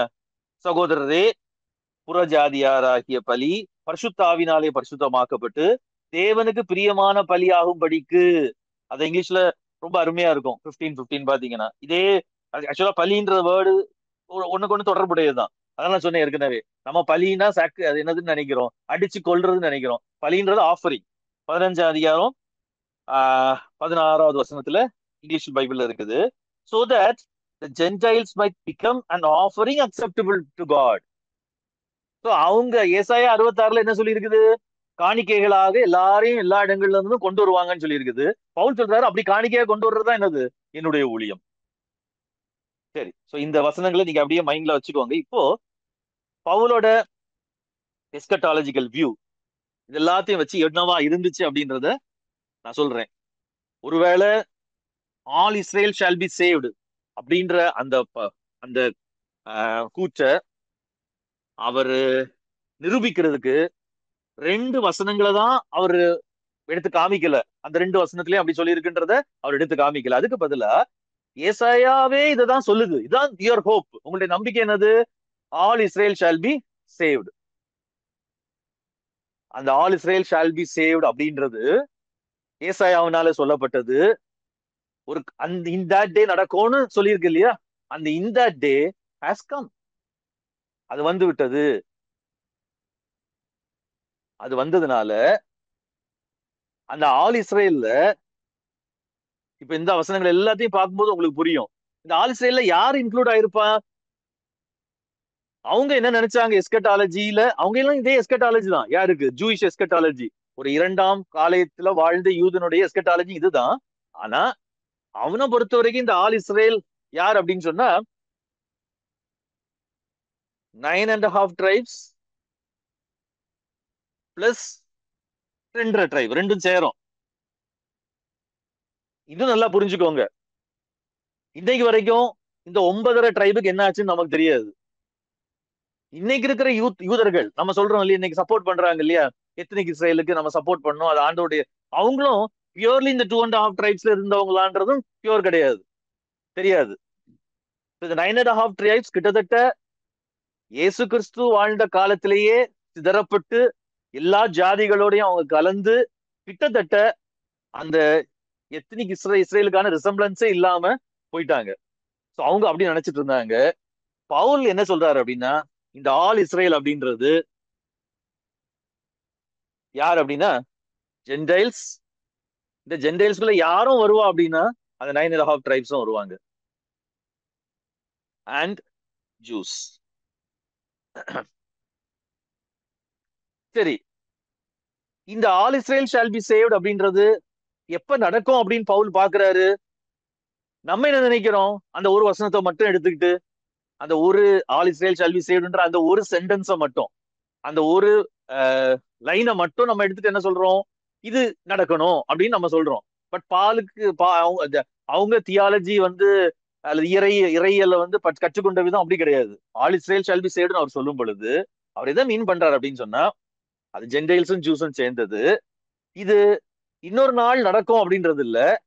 All Israel shall B saved அப்படின்றது ஏசாயாவினாலே சொல்லப்பட்டதுனால, ஏசாயாவினாலே உரைக்கப்பட்டதுனால, கடைசி காலத்துல அப்படி நடக்கும் அப்படின்னு சொல்லி சொல்லப்பட்டதுனால அவர் என்ன சொல்றாரு அப்படின்னு சொன்னா, அந்த காலம் ஹஸ் கம் நவ். அதனாலதான் நான் உங்களுக்கு சொன்னேன். அதனாலதான் பவுல் என்ன சொல்றாரு, அடுத்த வசனத்தை பாத்தீங்கன்னா ரோமர் 11 இந்த வசனத்தை சொல்லிட்டு அடுத்து என்ன சொல்றாரு அப்படின்னா, அதனால நீங்க வந்து இஸ்ரேல் ஜனங்கள் யூதர்கள் இன்க்ளூட் ஆக மாட்டாங்கன்னு சொல்லக்கூட முடியாது. அதுக்காக தான் அவர் என்ன சொல்றாரு அப்படின்னு சொன்னா, சுவிசேஷத்தின்படி இன்னைக்கு அவங்க இயேசு கிறிஸ்துவை ஏற்றுக்கொள்ளல. ஆனா 28ஆம் வசனம் ரோமர் 11:28, தெரிந்து கொள்ளுதலின்படி அவங்க அவருடையவர்கள், முற்பிதாக்கள் ஆண்டவரால் அன்பு கூறப்பட்டவர்கள், தேவன் அழைத்த அழைப்பும் மாறாதது. அவர் வந்து இவங்களை தள்ளி விடுவேன் அப்படின்னு சொல்லி ஒரு நாளும் அவர் சொல்லவே இல்லை. ஏசாய இப்ப நம்ம பார்த்தா அவ்வளவு பாசிஸ் அடிப்படையிலையோ. ஆனா இப்போ என்ன, 29ஆம் வசனம் 30ஆம் வசனம் தமிழ்லயே நான் வாசிக்கிறேன், so that உங்களுக்கு நல்லா புரியறதுக்கு வசதியா. 30ஆம் வசனம் ரோமர் 11:30. நீங்கள் முற்காலத்திலே தேவனுக்கு கீழ்ப்படியாதிருந்து இப்பொழுது அவருடைய கீழ்ப்படியாமைனாலே, அதான் அந்த கீழ்ப்படியாமைதான் அவங்கள சிறையிருப்பு கொண்டு போச்சு. அதனாலதான் இயேசு கிறிஸ்துவோட அந்த எக்ஸ்ட்ரீம் எக்ஸைல் என்ன என்ன கொடுத்துச்சு அப்படின்னு சொன்னா, ரட்சிப்பை கொடுத்துச்சு. யாருக்கு? For both juice and Gentiles. அவங்க கீழ்ப்படியாம போனதுனால, தேவன் அவங்களை கடினப்படுத்தி இருந்ததுனால, அவங்க கீழ்ப்படியாம போனதுனால, அவங்க சுவிசேஷத்தை ரிஜெக்ட் பண்ணனால, பவுலுக்கு இந்த டைம்ல என்ன மைண்ட்ல இருந்திருக்கும் அப்படின்னு சொன்னா, அதான் சொல்றேன், பவுலோட மைண்ட்ல என்ன இருந்திருக்கும் அப்படின்னா, போற இடத்துல எல்லாம் விரட்டினாங்க யூதர்கள், because of their hard heartedness. But ஆண்டவர் என்ன பண்றாரு, அதே தேவனை, யூதர்கள் மேன்மை பாராட்டுகிற அதே தேவனை, அதே வேத வாக்கியங்களை தங்களோட இதாக்கி கொண்ட ஒரு கூட்டத்தை அவங்க முன்னாடி நிறுத்துறாரு. அதான் இந்த புற இனத்தார். அவங்க கூட்டம் கூட்டமா ஆண்டவர்கிட்ட வர்றாங்க. இது ஆண்டவருடைய பிளான், இது ஆண்டவருடைய ஸ்ட்ரேஞ்ச் பிளான். என்ன பண்றாரு, பின்பு உங்களுக்கு கிடைத்த இறக்கத்தினாலே இறக்கம் பெறுவார்கள் அப்படின்னு தமிழ் பைபிள்ல போட்டிருக்கு. நான் போன வாரம் இதை சொன்னேன். ஆனா மோஸ்ட் ஆஃப் த மேனுஸ்கிரிப்ட்ஸ்ல, சில மேனுஸ்கிரிப்ட்ஸ் தவிர, சில மேனுஸ்கிரிப்ட்ஸ்ல நவுன்றது இல்ல அவ்வளவுதான். But most of the manuscripts நீங்க வேணா என்ஐவியோட பைபிள்ல கீழ்ப்பகுதியில போட்டிருக்கோம், some manuscripts do not have now. 31ஆம் வசனத்துல நீங்க என்ஐவி வச்சிருந்தீங்கன்னா கீழே பாத்தீங்கன்னா தெரியும். பெரும்பாலான மேனுஸ்கிரிப்ட்ஸ்ல, பவுல் எழுதின அந்த கடிதத்துல உள்ள அந்த மேனுஸ்கிரிப்ட்ஸ்ல now become disobedient in order that they too may now receive mercy. They too may now receive mercy. இது என்னது ஒரே கன்ஃபியூஷனா இருக்கே. அப்ப என்னதான் பவுலோட எஸ்கட்டாலஜிக்கல் வியூ? அதுலதான் நம்ம புரிஞ்சுக்க வேண்டிய விஷயம் என்ன அப்படின்னா, நான் போன வாரம் சொன்னதுதான் இன்னைக்கு திரும்ப விளக்கமா சொல்றேன்.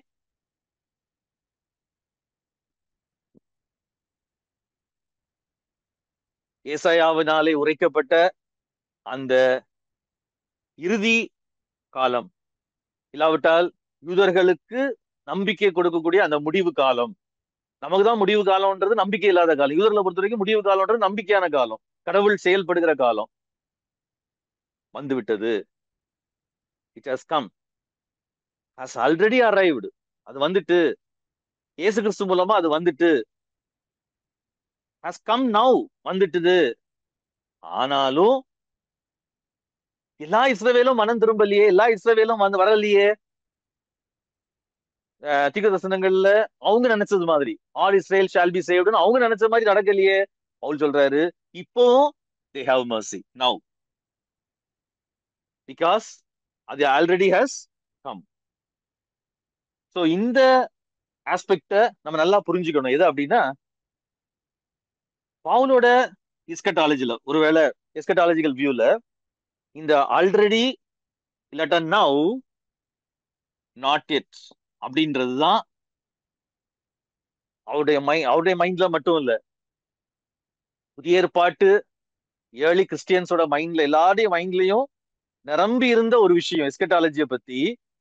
நம்ம இன்னைக்கு நினைக்கிற rapture, tribulation, second coming, millennium, new heaven new earth,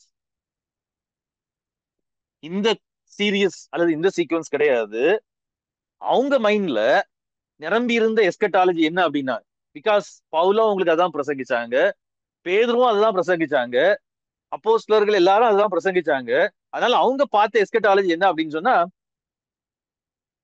already has come. எது ஏசாயாவினால சொல்லி நிறைவேறும் என்று சொல்லி சொல்லப்பட்ட எல்லாம் ஏற்கனவே வந்துருச்சு. அது இன்னும் not it completed, but it has come. இப்போ என்ன செய்யப்படணும்?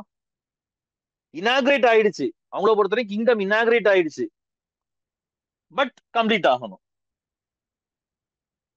கிங்டம் ஆஃப் காட் இஸ், மனம் திரும்புகள், repent, kingdom of God is at hand. மனம் திரும்புகள், பரலோக ராஜ்யம் சமீபித்திருக்கிறதுன்னு இயேசு கிறிஸ்து ஏடி 30ஆம் வருஷத்துல, அப்கோர்ஸ் எக்ஸாக்டா இல்ல, பட் ஏடி 30ஆம் வருஷம் பிரசங்கிக்கும் போதே கிங்டம் இனாகிரேட் ஆயிட்டு, மனம் திரும்புகள் பரலோக ராஜ்யம் வந்து விட்டது அப்படின்னு சொல்லி சொல்லும் பொழுது kingdom of God is at hand. ஆனா இட்ஸ் நாட் கம்ப்ளீட்டட்.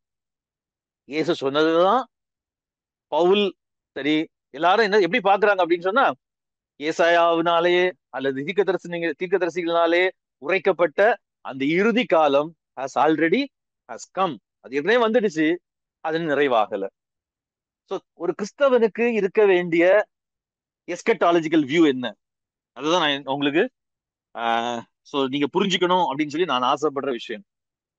இன்னைக்கு இருக்கிற எஸ்கட்டாலஜிக்கல் வியூ நம்மள பேரலைசிஸ் பண்ணிடுச்சு அப்படின்னு சொல்லி நம்ம திரும்ப திரும்ப நம்ம சொல்லிட்டே வர்றோம். பிகாஸ் ஆஃப் திஸ் என்னது சீக்வன்ஸ் ஆஃப் ஈவென்ட்ஸ். இந்த சீக்வன்ஸ் ஆஃப் ஈவென்ட்ஸுக்கு வேதத்துல என்ன இல்லை அப்படின்னு சொன்னா, நீங்க மேபி இடமே இல்லை அதுக்கு. நம்ம எந்த இடத்துலயும் நம்ம இப்படி ஒரு சீக்வன்ஸ் வந்து நம்ம பார்க்கவே முடியாது. அதுக்கு மாறா அவங்களுடைய நம்பிக்கை என்ன அப்படின்னு சொன்னா, ஈசா என்னும் அடித்தளத்திலிருந்து வேர் தோண்டி துளிர் தோண்டி நீதியுள்ள ஒரு ராஜ்யத்தை எஸ்டாப்ளிஷ் பண்ணுவாரு அப்படின்னு சொல்லி சொன்ன அந்த ராஜ்யம் வந்துடுச்சா? எஸ். அவங்கள பொறுத்தவரைக்கும் எஸ் தான். யூதர்கள் வந்து சீஷர்கள் வந்து இயேசு கிறிஸ்துட்ட போய் கேட்கிறாங்க, அப்போஸ்தலர் எத்தனாம் அதிகாரத்துல, ஒன்னாம் அதிகாரத்துல. ஏன்னா அவங்கள பொறுத்த வரைக்கும் ஜூவோட தாட் அப்படித்தானே இருக்கும் இல்லையா? ஜூவோட தாட் எப்படி இருக்கும் அப்படின்னா, 6ஆம் வசனம், 1ஆம் அதிகாரம் 6ஆம் வசனம், ஆண்டவர் சொல்றாரு, நீங்க காத்திருங்க, சில நாட்கள்ல நீங்க என்ன பண்ணுவீங்க, பரிசுத்தாவியை நீங்க பெற்றுக்கொள்வீங்க அப்படின்னு சொல்லி கேட்ட உடனே ஆஹ் ஆண்டவர் ஆண்டு அவங்க என்ன ஆண்டவர்கிட்ட ஆண்டவர்கிட்ட அவங்க என்ன கேட்கறாங்க அப்படின்னா 6ஆம் வசனத்துல, அப்போஸ்தலர் 1ஆம் அதிகாரம் 6ஆம் வசனத்துல, ஆண்டவரே இக்காலத்துல நீர் ராஜ்யத்தை திரும்ப கொடுப்பீர், going to restore the kingdom to Israel. நல்லா கவனிச்சுக்கோங்க. இந்த கொஸ்டினுக்கு நம்ம பொதுவா என்ன ஆன்சர் நினைப்போம் அப்படின்னு சொன்னா, ஆண்டவர் வந்து ஆண்டவர் வந்து உண்மையிலே சொல்ல என்ன சொல்லல அப்படின்னு சொன்னா, இதுல எஸ்ன்னு சொல்லல, நோவும் சொல்லல, எஸ்வும் சொல்லல, நோவும் சொல்லல. அதுக்கு பதிலா அவர் என்ன சொல்றாரு அப்படின்னு சொன்னா, it is not for you to know the times or days the Father has set by his own authority. But நல்லா கவனிச்சுக்கோங்க, பட் அந்த பட்ல என்ன அர்த்தம் அடங்கி இருக்கு அப்படின்னு சொன்னா, ஆண்டவரே இக்காலத்துல இஸ்ரவேலுக்கு ராஜ்யத்தை திரும்ப கொடுப்பீர். நோ பட் இல்ல, இது இல்ல எப்படி அடங்கி இருக்கு அப்படின்னு சொன்னா, எஸ் பட் நீங்க என்ன பண்ணணும் அப்படின்னு சொன்னா, you will be my witnesses in Jerusalem, Judea, Samaria. எருசலேமிலும் யூதேயாவிலும் சமாரியாவிலும் பூமியின் கடைசி பரியந்தம் எனக்கு சாட்சிகளா இருப்பீர்கள். அந்த கிங்டத்தை ஆண்டவர் எப்படி ரெஸ்டோர் பண்றாரு தெரியுமா? Not by the way you thought. நீங்க நினைச்சது மாதிரி இஸ்ரவேலுக்கு எருசலேம்ல இடத்த கொடுத்து ரெஸ்டோர் பண்றது மூலமா இல்ல. எஸ், ரெஸ்டோர் பண்ணி பண்றாரு.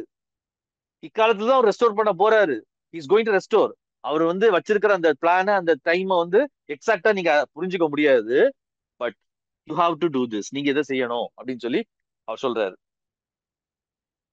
ஸோ முடிவா நான் மேபி இத மேபி இதுல ஒரு சில எஸ்கட்டாலஜிக்கு பத்தி ஒரு சில கொஸ்டின்ஸ் உங்களுக்கு வரலாம்.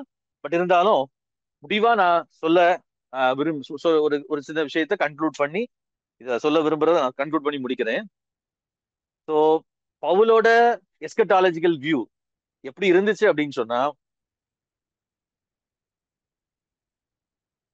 நான் சொன்ன மாதிரி has come already but not yet. இதை நம்ம நல்லா புரிஞ்சுக்கணும். அப்படின்னா ஒரே ஒரு கொஸ்டின், ஒரே ஒரு விஷயம் நமக்குள்ள தோணும். அப்படின்னா பவுல் வந்து ஆஹ் ஆஹ் தெசலோனிக்கேர்ல கர்த்தருடைய நாள் வருதுக்கு இதெல்லாம் நடக்கணும் அப்படின்னு சொல்லி ஒரு சீக்வன்ஸை சொல்றாரு அப்படின்னா நம்ம கொஸ்டின் வரும். அதை இப்ப நம்ம கொஞ்சம் தள்ளி வச்சுக்குவோம். அதை பத்தி நம்ம ஏற்கனவே ஒரு சில விளக்கங்கள் சொல்லி இருக்கிறோம். பட் இருந்தாலும் அதுக்கு என்ன மீனிங் அப்படின்றத நம்ம இதே மாதிரி எடுத்து பார்க்கும்போது தான் நமக்கு புரியும். ஆனா பவுலோட அண்டர்ஸ்டாண்டிங்கை பொறுத்த வரைக்கும் பழைய ஏற்பாட்டுல திரும்ப திரும்ப இப்ப ஏசாயாவை நீங்க இன்னொரு ஆங்கிள், நம்ம இன்னைக்கு வாசிச்ச இந்த டே அப்படின்ற ஆங்கிள் விட்டுட்டு இன்னொரு ஆங்கிள் வாசித்து பாத்தீங்க அப்படின்னு சொன்னா, அங்க என்ன சொல்லியிருக்கோம் அப்படின்னு சொன்னா, ஆண்டவர் வரப்போறாரு, காட் இஸ், தேவன் வரப்போகிறார், காட் இஸ் கம்மிங். எதுக்கு வரப்போறாரு? இந்த உலகத்தை ரினியூ பண்றதுக்கு, படைப்பை புதிதாக்குறதுக்கு, இஸ்ரவேலு மற்ற புற இனத்தார் எல்லாரையும் என்ன பண்றதுக்கு, ரெஸ்டோர் பண்றதுக்கு அவர் வரப்போறார் அப்படின்னு சொல்லி again and again. Second coming அப்படின்றது வந்து புதிய ஏற்பாட்டுல வந்த ஒண்ணு கிடையாது. It is the promise of the Old Testament. தேவனே வரப்போறாரு மெஸ்ஸியா மூலமா, இல்லைன்னா மெஸ்ஸியா மூலமா God is going to come.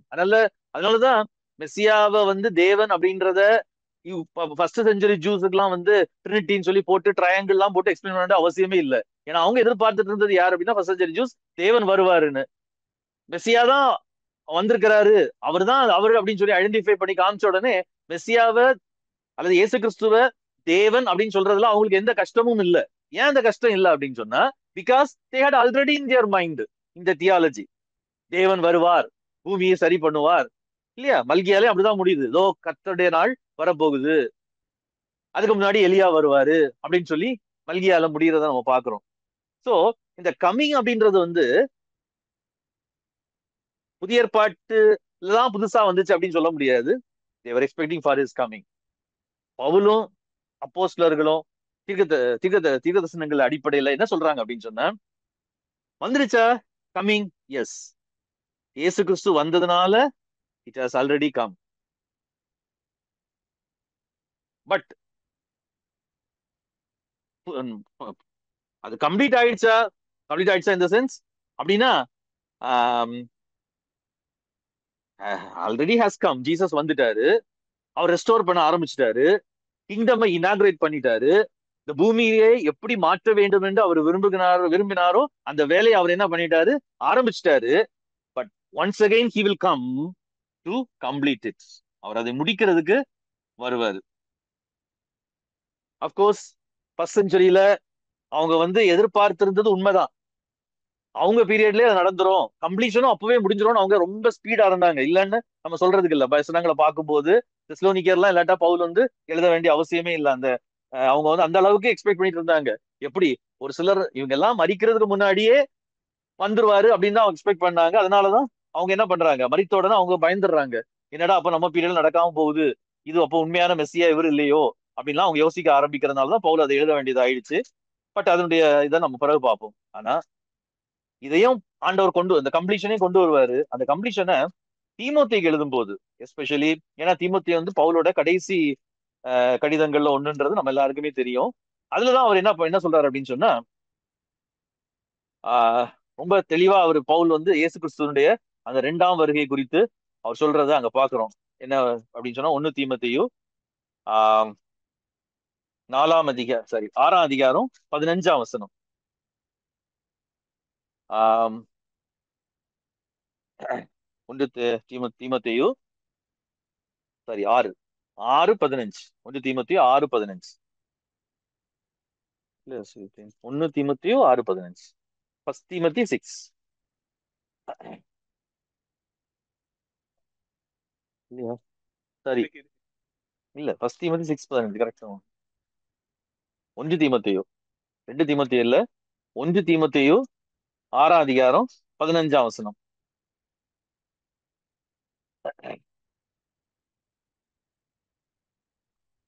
பாருங்களா, 1 தீமோத்தேயு 6:15ல 2 வருகையை அங்க ஆண்டவர் சரி பவுல் சொல்றாரு. ஒண்ணு 14ஆம் வசனம், 1 தீமோத்தேயு 6:14. இதை டீப்பா நம்ம பாக்குறதுக்கு இப்ப டைம் இல்ல. பொந்தியு பிலாத்தின் முன்னின்று நல்ல அறிக்கையை சாட்சியாக விளங்கப்படின கிறிஸ்து இயேசுவினுடைய சன்னிதானத்திலேயும், அவருடைய சன்னிதானத்துலதான் சொல்றேன்னு சொல்றாரு. இதுதான் என்ன அப்படின்னு சொன்னா, இன் ஹிஸ் பிரசன்ஸ். இங்கிலீஷ்ல பாத்தீங்க அப்படின்னு சொன்னா என்ன சொல்லி இருக்குது, to keep, I charge you to keep this command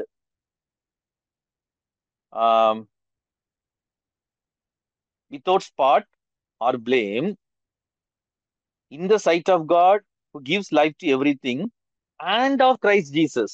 so அது என்ன சொல்றது, sight of God and Christ Jesus கொடுத்திருக்கு. God, Jesus. ஜீசஸ் யாரு? he is the God who has come. பழைய தீர்க்க தரிசனங்கள்ல வருவாருன்னு சொன்ன அந்த தேவன் தான் வந்து விட்டார்.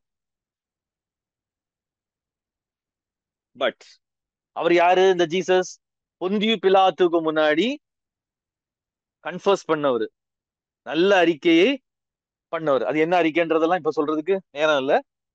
பட் இந்த இயேசு கிறிஸ்து முன்னாடி அவருடைய பிரசன்ஸ்ல, நீங்க கிரீக் டேர்ம்ஸ்ல பாத்தீங்கன்னா அவருடைய பிரசன்ஸ்ல, because he has already come. அவர் இனி வரணும் அப்படின்றத விட அவர் வந்துட்டாரு. ஆனாலும் அதான் ஆல்ரெடி he has come.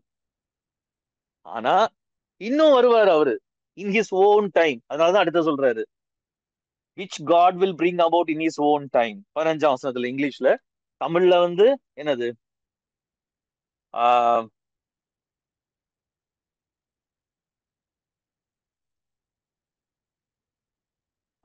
15ஆம் வசனம், அந்த பிரசமானதிலே தேவன் தம்முடைய காலங்களில் வெளிப்படுத்துவார். ரொம்ப ஒரு மிஸ்டீரிக்கல் வேர்ஸ். நம்ம இத மேபி நம்ம ஒரு நாள் கூட நம்ம அதை எடுத்து பார்த்தா நமக்கு நல்லா புரிஞ்சிடும். ஹிஸ் அப்பியரன்ஸ், அவருடைய appearance he will bring about. அவருடைய அப்பியரன்ஸ அவர் என்ன செய்வார், ஒரு நாள் திரும்ப அவர் கொண்டு வருவார். he will bring his appearance. he is already, அவருடைய பிரசன்ஸ கொண்டு வந்தாச்சு. Already he has come. இயேசு கிறிஸ்து பொந்தியு பிலாத்துக்கு முன்னாடி அறிக்கை பண்ணும் பொழுது அவர் என்ன அறிக்கை பண்ணாருன்றது உங்களுக்கு நான் பிறகு எக்ஸ்பிளைன் பண்றேன். அறிக்கை பண்ணும் பொழுதே அவர் என்னத்தை எக்ஸ்பிளைன் பண்ணிட்டார் அப்படின்னு சொன்னா, நான் சத்தியத்தை சொல்றேன், நீ ராஜாவா? என்ன சொன்னாரு? ஆம், நானும் ராஜா. Yes, already come. ஆனா he will bring his own time appearance. ஸோ இந்த ரெண்டுக்கும் இடகட்ட காலத்துல தான் நம்ம வாழ்ந்துட்டு இருக்கிறோம். அப்படின்னா இயேசு கிறிஸ்துவனுடைய அந்த வருகைய, எஸ்கட்டாலஜிய அவங்க எப்படி பார்த்தாங்க அப்படின்னு சொன்னா, ஆல்ரெடி ஹாஸ் கம்.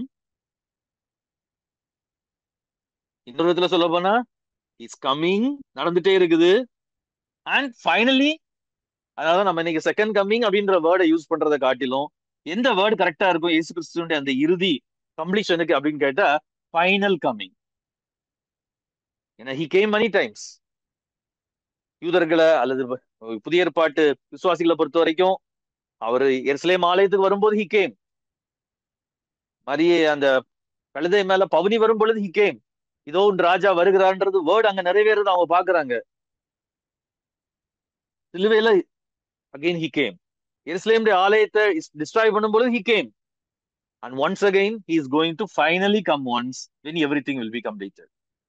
இதுதான் என்ன அப்படின்னு சொன்னா அப்போஸ்தலர்களும் பவுலும் விசுவாசிச்ச இறுதி கால கோட்பாடு, எஸ்கட்டாலஜிக்கல் வியூ.